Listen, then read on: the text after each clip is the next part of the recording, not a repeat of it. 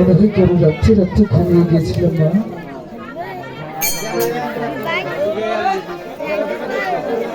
বাবু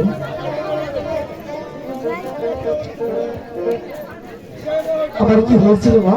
তোর কি হয়েছিল? তোর দেশের স্বামী দংশন করেছিল বাবা। আমাকে সাপে দংশন করেছিল? হ্যাঁ, আমাকে কি ভাবে করে দিয়েছে মা? ওই তো পদ্মা, তুমি তার কাছে ক্ষমা চেয়ে নাও। পদ্মা?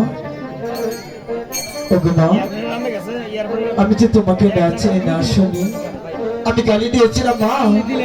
আমি যে বড় অন্যায় করেছি মা, আমি যে বড় ভুল করেছি। তুমি আমাকে এই ভুলের ক্ষমা করে দিতে পারো না মা?